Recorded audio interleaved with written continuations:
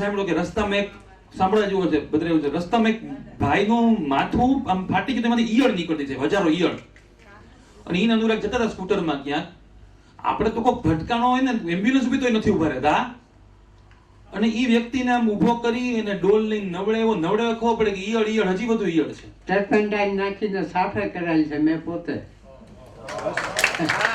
બિનવારસી હોય એ પડ્યા. અને ઈથી વિશેષ અત્યારે કેવી વ્યક્તિ હાજર છે ઇન્ડિયા, રમણીકભાઈ. હા, ત્યાં તમે પીએમ રૂમ માં જાઓ, ત્યાં ડેડ બોડી પડ્યા હોય. ક્યાં છે રમણીકભાઈ? ભાઈ આવો, ભાઈ રમણીકભાઈ આવો. હું અનુરાગભાઈ વિનંતી કરી તુલસી થી એક સરસ સન્માન કરે. ભાઈ આવો રમણીકભાઈ, ભગવાન કરે તમને આમ જ મળી અમે.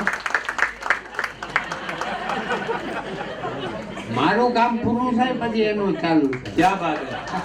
તમારું નહીં, આમ વ્યક્તિનું પૂરું થાય પછી એનું ચાલુ થાય. ભાઈ આવા એવા અંશી હીરો છે જેના કોઈ ફોલોઅર નથી સાહેબ. હીરો આ છે બધા. Thank you sir, thank you so much. એટલે પીએમ રૂમમાં જે બેસો બેસો. પીએમ રૂમમાં જે ડૂબેલા હોય કે દાઝેલા હોય એવા જે બોડી પડ્યા હોય એની વચ્ચે રહેવું, એ જે એની પેલી હોય વાસ આવતી હોય અને એની પરિસ્થિતિ જે ફૂલી ગયા હોય ડૂબેલા હોય તો એ બધાને વચ્ચે હોય. સર કરુણાની ચરમસીમા તો જોવા, આવા વ્યક્તિઓને આપણે ઓળખતા પણ નથી. અને જે શર્ટ કાઢીને ડાન્સ કરીને આપણે મિલિયન ફોલોઅર બનાવીએ છીએ, આ રિયલ હીરો છે. અને કદાચ આ લોકોની બદલે તો પેલીથી લેખકનો પ્રોગ્રામ હોત ને તો ઉપર હેમોગ્લોબિન ભરાઈ ગયા હોત. અને અહીંયા આપણી સીટ ખાલી છે. ખરેખર આપણે હારવાની જરૂર છે. આપણે હારી ગયા છીએ આમ જોવો તો.